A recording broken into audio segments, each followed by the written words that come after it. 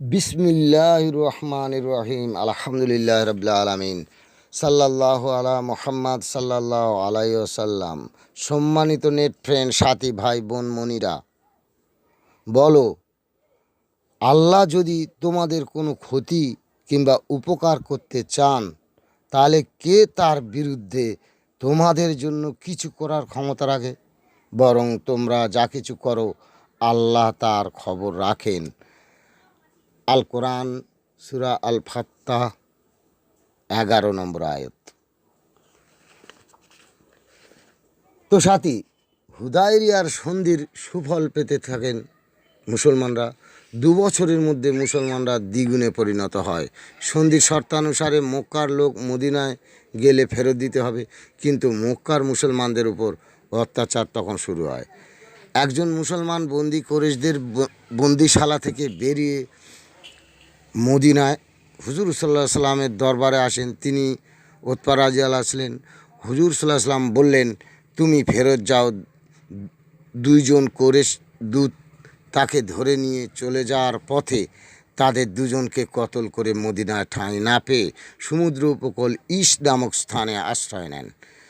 এভাবে মক্কা থেকে অত্যাচারিত মুসলমানরা ইসে এসে হজরত উতবার সঙ্গে যোগদান করেন। ফলে পলাতক মুসলমানরা ভারী হতে লাগলো। এক সময় সেই উপকূল ভাগের মুসলমানরা কুরাইশদের ব্যবসা বাণিজ্য বন্ধ করে দেয়। কুরাইশরা তাদের কাছে পেরে না উঠে মদিনায় গিয়ে হুদায়বিয়ার ওই শর্ত প্রত্যাহার করে। এরপর থেকে দলে দলে মুসলমানরা নারী পুরুষ নির্বিশেষে মদিনায় হিজরত করেন। সন্ধির সুফল হিসেবে আরব তথা সারা দুনিয়ায় ইসলামের দাওয়াত পৌঁছাতে থাকে। উম্মে সুলাইম ধৈর্যশীল ও কৃতজ্ঞ মহিলা ছিলেন। তার ছেলে মারা গেলে ঘরে শুইয়ে রাখলেন। স্বামী আবু তালহা রাদিয়াল্লাহু আনহু এসে বলেন, ছেলে কেমন আছে? তিনি বলেন, শান্ত হয়ে আছে। রাত্রে এক জায়গায় শুয়ে পড়লেন। সকালে স্ত্রী বললেন, আচ্ছা স্বামীন, যদি কেউ কোনো কিছু ধার দেয় পরে সে নিয়ে যায়, তাতে দুঃখের কিছু আছে কি? স্বামী বললেন, না, নেই। তোমার ছেলেকে আল্লাহ ধার দিয়েছিলেন, তিনি নিয়ে চলে গেছেন।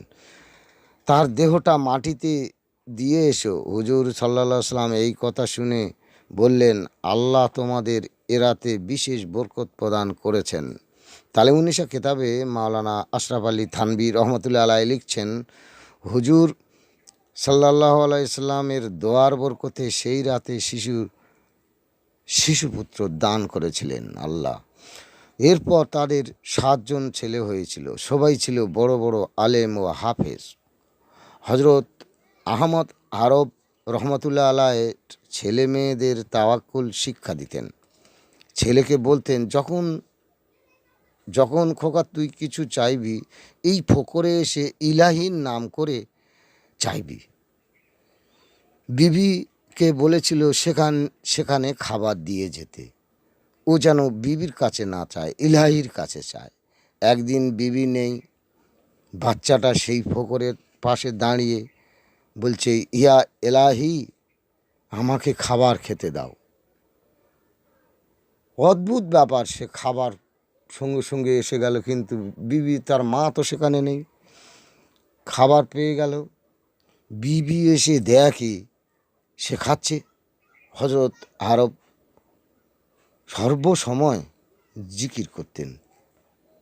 তার সম্পর্কে একটি গল্প আছে। গোঁফ ফেলতে গেছেন নাপিতের কাছে। নাপিত বলল, হুজুর ঠোঁটটা একটু বন্ধ করুন, ওই জিকির একটু বন্ধ করুন, ঠোঁট কেটে যাবে। তিনি বললেন, আমি আমার কাজ করছি, তুই তোর কাজ কর।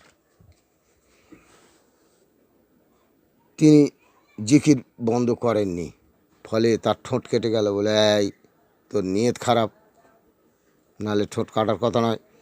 তো সাথী, তাওয়াক্কুলকারী ও জিকিরকারীদের কাছে শয়তান ঘেঁষতে পারে না।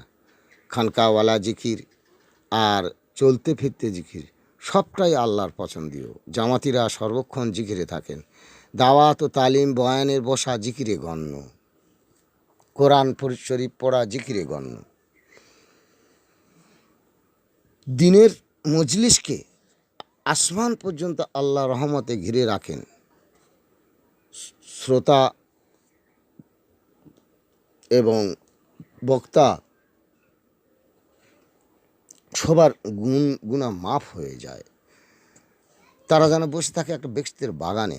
বক্তাদের আলেম হওয়ার জরুরি এমনটা নয়। আলেমরা সাধারণত হাদিস কোরআন থেকে উদ্ধৃতি দিয়ে ওয়াজ নসিহত করেন, দিনের জলসায় ভাষণ দেন, তার তাবলিগেরও বয়ান করেন সাধারণ মানুষ।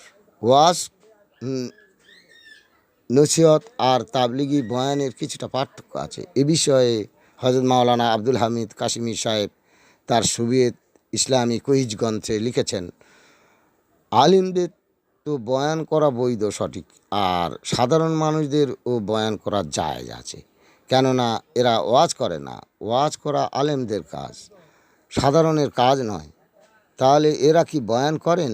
এই প্রশ্নের উত্তরে শাইখুল হাদিস মাওলানা জাকারিয়া সাহেব সাহারানপুরি রহমতুল্লাহ আলাইহ বলেন, ওয়াজ করা আলেমদের কাজ, আর তাবলিগের মানে বার্তা পৌঁছে দেওয়ার কথা। এতে সাধারণ মানুষের বয়ান করতে পারেন। কাশিমি সাহেব ওই গ্রন্থে একটি দৃষ্টান্ত দিয়েছেন। কোনো গ্রামে এক বস্তিতে ধরুন আগুন লেগেছে, আর কোনো লোক পাওয়া যাচ্ছে না ভাইসাথী, আর ওই জামাতি সাথী বা সাধারণ কেউ অলিগলি সুইকে ছুটে এই খবর পৌঁছে দেয় যে ঘরে আগুন লেগেছে, ছুটে এসো, তাহলে সবাই আগুন নেভাতে ছুটে আসবে। এইভাবে আলেম সেই লোক যে ডাকছে, দাওয়াত দিচ্ছে, যেতে তার কিন্তু আলিম হতে হয় না। ভাই সাথী, আজ আমাদের বিজ্ঞানের চাকচিক্যে ইমানের আগুন ধরে ইমান শেষ হয়ে যাচ্ছে। আগুন নিবানোর কথা সবাইকে বলতে হবে।